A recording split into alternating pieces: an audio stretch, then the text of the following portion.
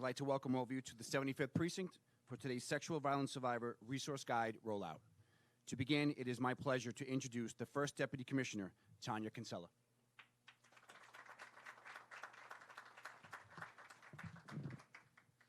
Good afternoon, everyone.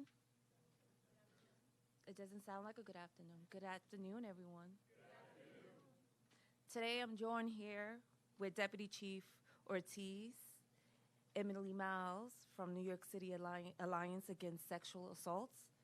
Today we come together to show our support for those who have been through so much. Today, we renew the vows of the NYPD's commitment to survivors of sexual assaults. We acknowledge that our journey to this point has not been met without hurdles. Under the leadership of Chief Ortiz and his team, we've made so much progress. We've learned from people's concerns, criticisms, and together with our advocates and our allies, we engaged in meaningful conversations, actively listening and moving quickly to bring about change. Today, we will show you a 52-page resource guide we introduced in a real outcome with shared effort from the group,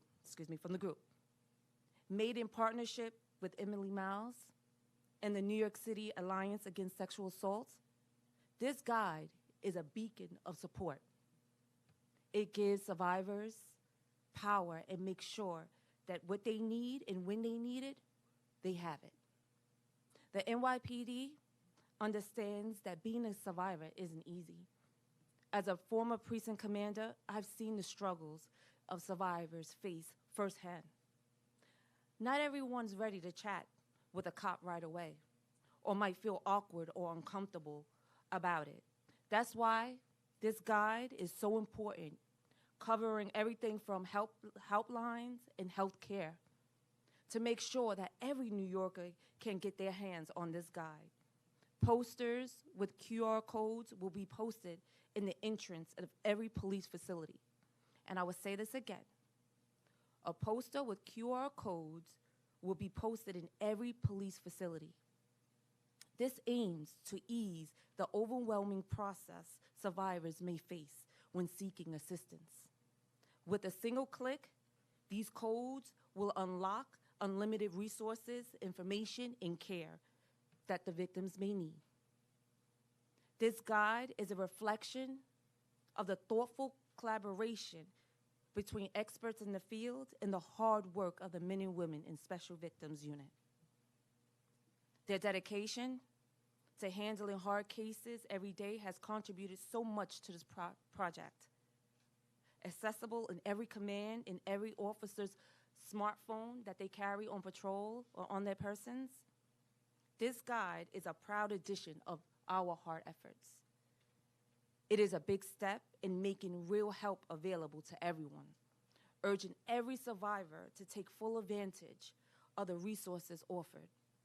This guide is just one side of the NYPD's ongoing commitment to improving services for all New Yorkers. Our Special Victims team has grown significantly, adding over 30 investigators, reaching its highest workforce level in years. Under the leadership of Commissioner Caban and along with Chief Ortiz again and his team, I am confident that we will continue to strengthen our partnerships and foster trust with our advocates and survivors alike. Thank you, and now we'll turn it over to Chief Ortiz.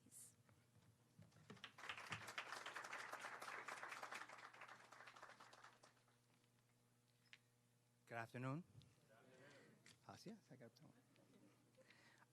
First of all, before I start, thank you.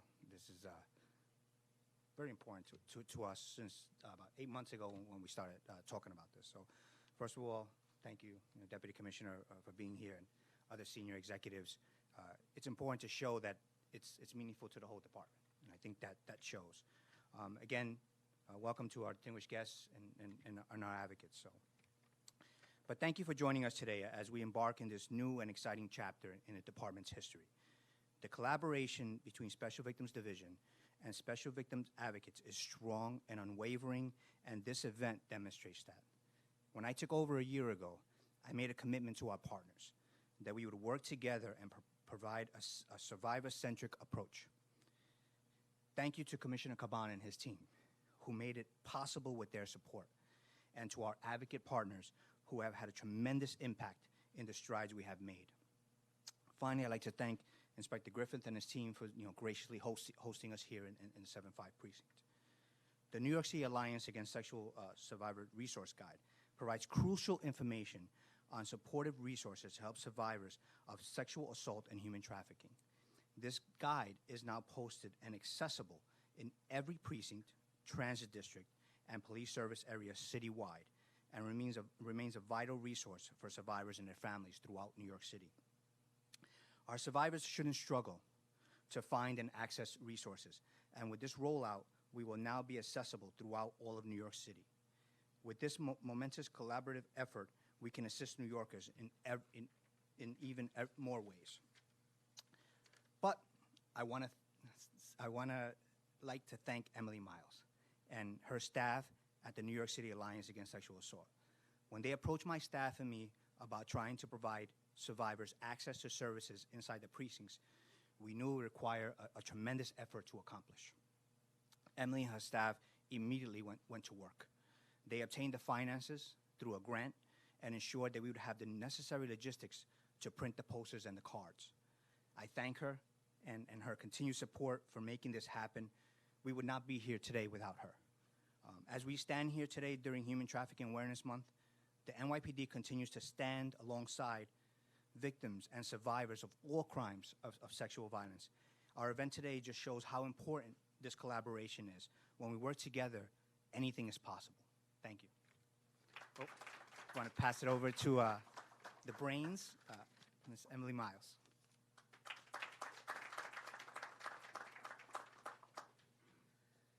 Thank you.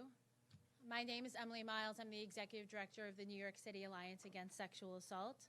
The New York City Alliance Against Sexual Assault was founded in 1999 with the mission of preventing sexual violence and stopping the harm it causes through prevention programming, training, and policy change.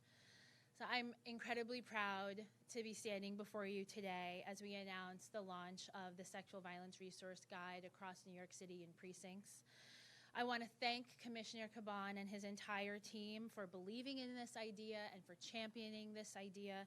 And I have to thank the staff of the New York City Alliance for inspiring me every day and for doing the hard work to make sure that this guide was created, remains up to date, and continuously remains up to date. The digital version of this guide is an ever-evolving guide meant to constantly evolve as programs change, as services change, so that survivors always have access to the most recent up-to-date services across the city.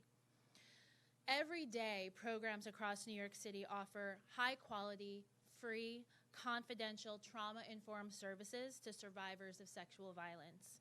These services include legal assistance, access to hotlines, medical care, and connection to short and long-term counseling services. Unfortunately, for too many, gaining access to this network of resources can be daunting and difficult, especially during a time of heightened trauma. By providing this guide in all precincts and transit districts across the city, we know that we are making it just a little bit easier for survivors to access these critical supports, allowing them to begin the process necessary for them to truly heal. So thank you again to the NYPD for their commitment to this work. Thank you so much to the service providers out there doing this hard work every day to meet the needs of survivors of sexual violence. And thank you so much for being here today.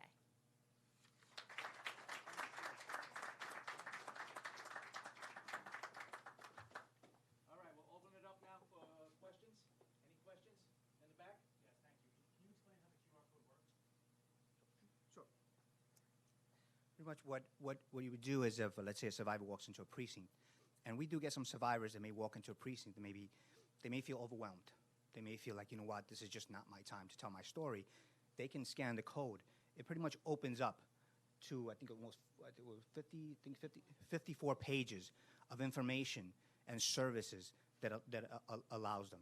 Also, if they do make a report, they still can scan that and still get information. So the other thing we also have is we have the small cards within the precincts also, so that the officer can give them a card that they can take home. Any other questions? Nicholas, Daily News. What was the process like putting the guide together? Chief Ortiz said it 8 months ago you first had the talks. So what was the talks about, and how did it progress over time? What was entailed in the guide? So I'll quickly tell you briefly how it starts. Like, Commissioner Caban is deeply involved and invested into our survivors and making sure that all New Yorkers that are victims or survivors feel seen and heard. So every quarter, every 3 months, so we meet with our advocates, and this is one of the items that the advocates spoke about. And Commissioner Caban is, in his leadership with Chief Ortiz, said, let's get it done. We want our survivors to know that we care and we stand with them, and anything that the NYPD can do to assist in making sure that there's resources at hand and not make it difficult to find. One thing I might add just really quickly, that this guide has been a long-standing guide at the Alliance, but it used to be a print version. And if anyone knows about print versions of things, they're out of date the minute you print them. And so in moving it to a digital guide, it can remain an ever-evolving document. At the Alliance, we work with a coalition of rape crisis programs and victim service providers across New York City, and we heard overwhelmingly from those organizations and the survivors that they serve that this type of resource guide was something that they wanted specifically for sexual violence. There are other resource guides out there that are very helpful, but when you are a survivor of sexual violence, you need something in that moment that speaks to your direct needs, and that's what this guide does. And like the commissioner said, when we'd have those meetings, and this was brought up, Commissioner Caban, to his credit, said, "Why don't we have it?" And he tasked me to sit down. And we put this together with Emily, kind of we just finished. I think yesterday was the last day. We finished putting it up in every precinct and every PSA. So if you do go around, you will see it up as you walk into the precinct. So PSAs and transit districts. Any other on-topic questions? Anybody else? Thank you, everyone, for your time and attention. Thank you.